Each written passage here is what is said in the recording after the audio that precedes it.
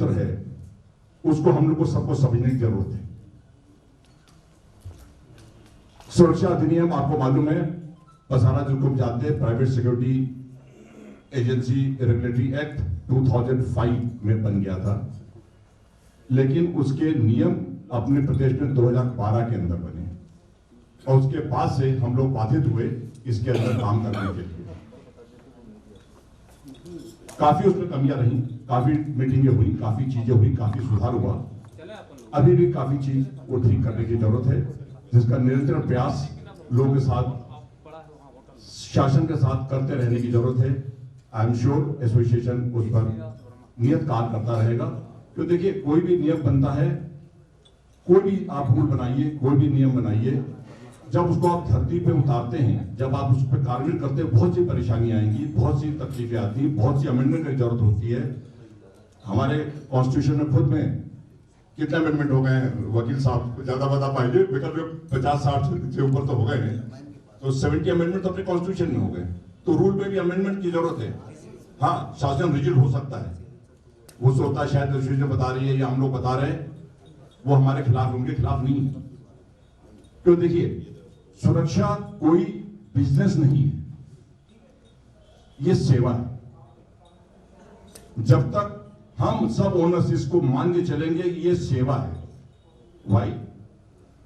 Business पैसे कमाने के और भी तरीके हैं, लेकिन यहां पे पहली बात, आप जिनको काम पे लगा रहे हो ह्यूमन पावर, मैन पावर है। आई एम श्योर हम लोग जितने लोग बैठे हुए हैं, हम लोग इलेक्ट्रॉनिक सुरक्षा वाला कोई नहीं है। ज्यादातर हम लोग 90% या 95% हम लोग मैन पावर सुरक्षा वाले हैं। तो हम लोग ह्यूमन बीइंग से डील करते हैं। जब उनसे डील करते हैं तो उसमें बहुत सी आपको नई नई चीजें आएंगी। हर व्यक्ति अलग है, हर ऑर्गेनाइजेशन अलग है, इसलिए निरंतर नियमों में बदलाव, उसके स्वरूप अपने को ढालना, उसके स्वरूप अपने ऑर्गेनाइजेशन को चलाना, ये एक निरंतर प्रयास है। उसके through I am sure association जो है वो अपना करबद्ध करके तरीके से कार्य करेगी और सबको उसका लाभ मिलेगा। दूसरी बात है, एसोसिएशन जो या जो ओनर्स हैं, हर आदमी मल्टीनेशनल लेवल पे compete नहीं कर सकता। हर आदमी, मेरे फ्रेंड बैठे हुए हैं अखिलेश पांडे की तरह ऊपर नहीं है, रिच नहीं है। हर आदमी सुरक्षा, हर आदमी कोई ट्रेनिंग, कहना बड़ा इजी है, ट्रेनिंग इंस्टीट्यूट खोल दीजिए, लेकिन आज की तारीख में हमको ये बताइए कि आप पुलिस कर्मी क्या ट्रेनिंग कर पाता है बेसिक ट्रेनिंग के बाद में? क्या 17 से 20 साल की सर्विस के बाद में कभी उसको ट्रेनिंग का मौका मिलता है?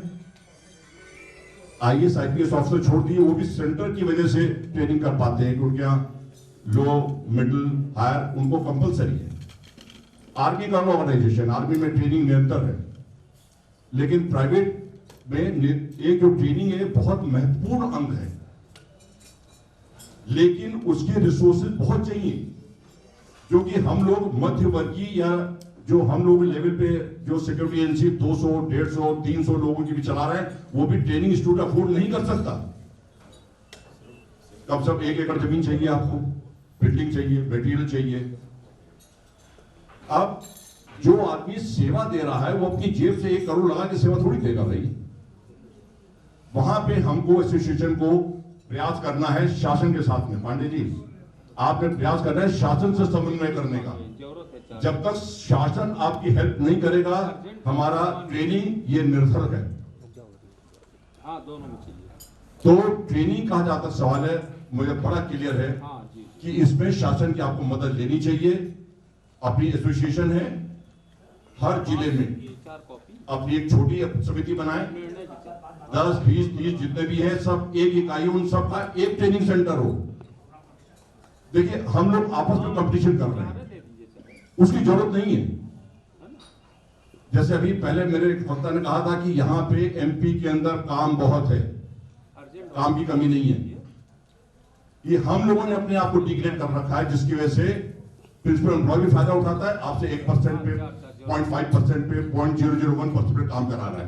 क्यों भाई, आप 7% नीचे क्यों काम करते?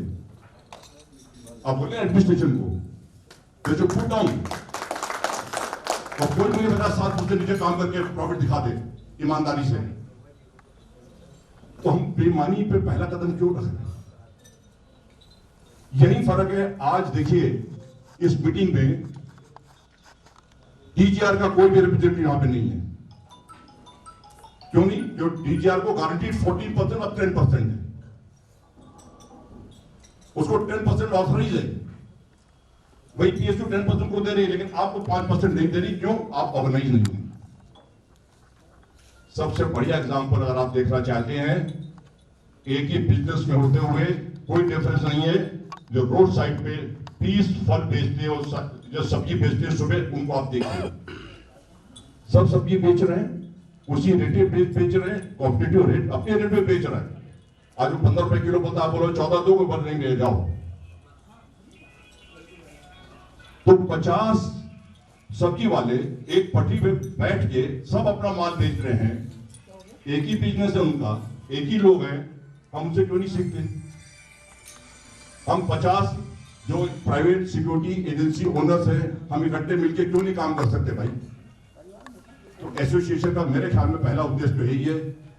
तो हम कहते थे कि संगठित संस्था को कोई संगठन की जरूरत नहीं है, इसीलिए आर्मी में, पुलिस में कभी संगठन अलाउड नहीं था। लेकिन आज के समाज में अगर आप संगठित नहीं है तो आप संस्थान नहीं बन सकते, ये जरूरी है।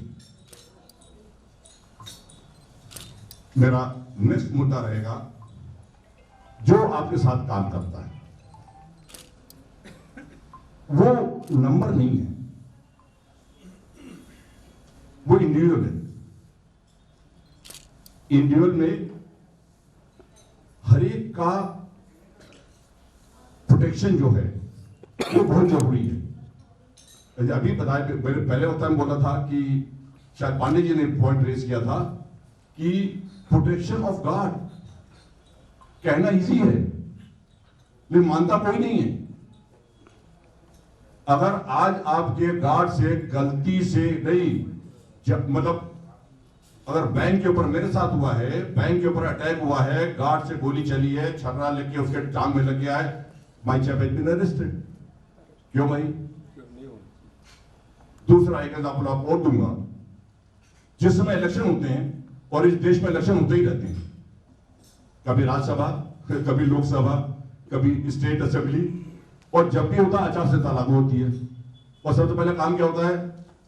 टीआई बोलता है थाने सब अपना हथियार जमा करो।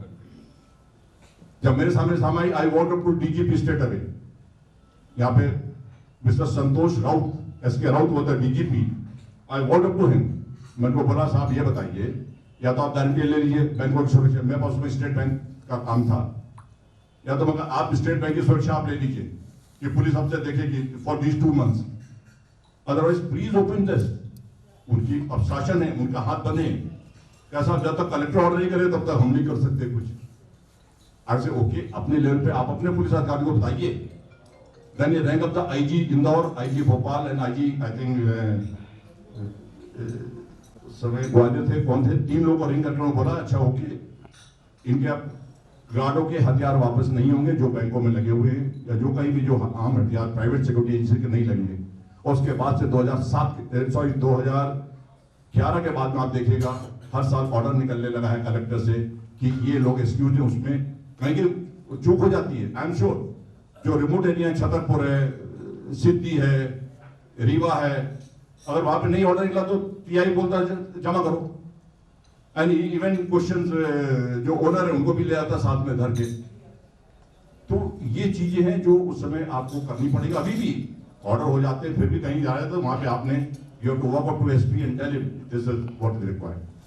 तो जो गार्डों की सुरक्षा है, जो हम आर्मी में कहते थे कि भाई देखिए जब वॉर में जाता है, आपने कई किस्से सुने होंगे कि जवान ऑफिसर को बचाने में और ऑफिसर जवान को बचाने में अपनी जान दे देता है।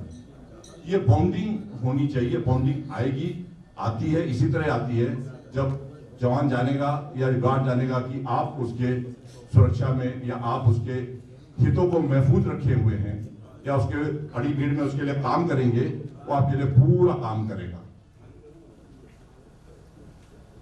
तीसरा मैं कहना चाहता हूं, देखिए, चाहे पुलिस हो, चाहे आर्मी हो, चाहे प्राइवेट सुरक्षा के गार्ड हो, हम सब इसी माशरे से आ रहे हैं, हम इसी समाज से आ रहे हैं, अलग नहीं है कोई।